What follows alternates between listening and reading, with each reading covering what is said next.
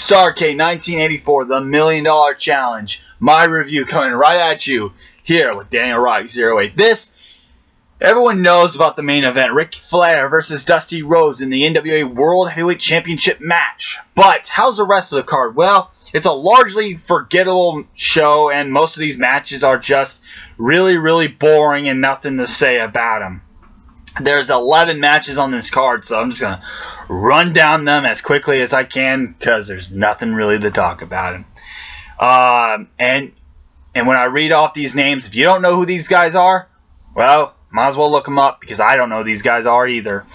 Danny Brown defeat Mike Davis in a bad match. They did the double back suplex finish where the guy who took the back suplex gets his arm at the last second up, and the guy who did the back suplex got his shoulders pinned. Bad. A 1. Brian Adides defeated Mr. ITO. Whatever. Bad. 1. Next up, Jesse Barr defeated Mike Graham in a slightly better match. A 3. Buzz Tyler and the Assassin defeated Zamboli Express. The Zamboli Express was just two big black guys who look like Mr. T. Both of them did. An awful match. A 0. The Raging Bull, Manny Fernandez, defeated Black Bart. Yeah, you know you have a generic name if you got Black Bart is your name. Ugh. A 2. Paul Jones, a fucking manager, defeats Jimmy Valiant in a tuxedo street fight. Well, what the fuck is that? A tuxedo match is basically the male version of an evening gown match or a bra and panties match, whatever. Strip your opponent to their underwear. However, you know, Jimmy Valiant stripped Paul Jones to his underwear but didn't win the match. Paul Jones, with a pinfall victory, won the match. So it begs the question, why is this a fucking tuxedo match? A 0. Terrible. One of the worst things I've seen. Ron Bass. Oh, God, that jabroni defeats Dick Slater via disqualification in Mid-Atlantic Championship match. It's just so... Ugh. A 2. The referee for it was bad and disqualifies Dick Slater. Just terrible. The Koloffs, that's Nikita Koloff and Ivan Koloff, the former Worldwide Wrestling Federation World Champion, defeats Keith Larson, I don't know who the fuck he is either, and Ole Anderson in a decent match. The first decent match of the card, and beg you, there's only about 3 decent matches on here. A 4. Then we get to match of the night, the best match by far on this card. It's Tully Blanchard versus Ricky Steamboat in the television championship match. This is a really, really great match. It's solid.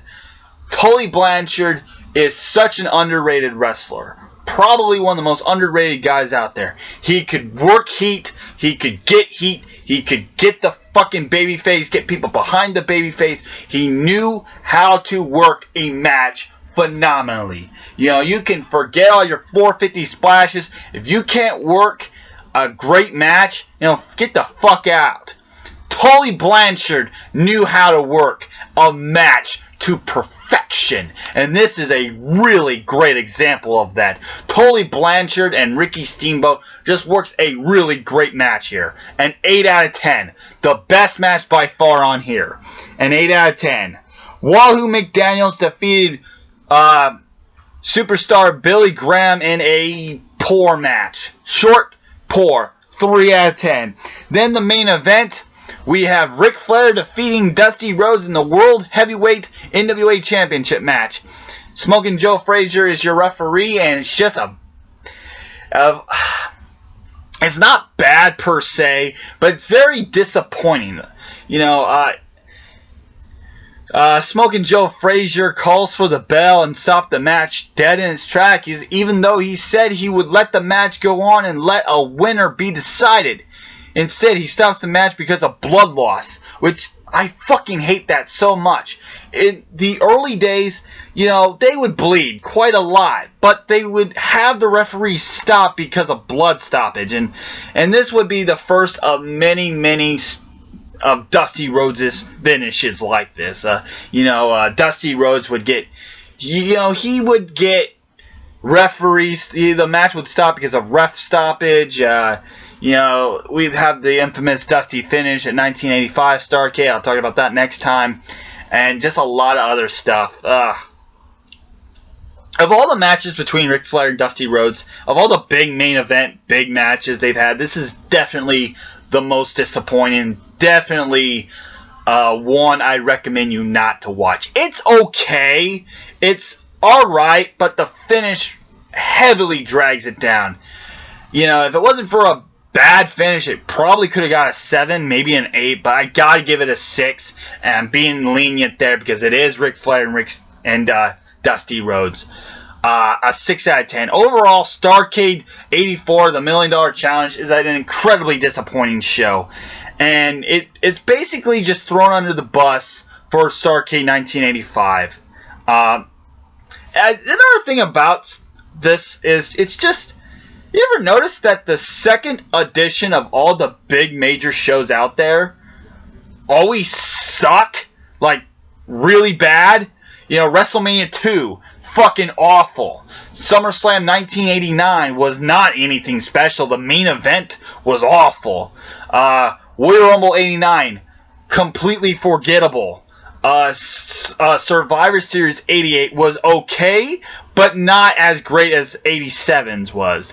And Starrcade 1984, just like WrestleMania 2, is really, really bad and is really, really boring. It doesn't piss me off and is as bad as WrestleMania 2 is, but it's almost there. This gets a 2.8 out of 10, and I'll catch you next time for Starrcade 1985, The Gathering.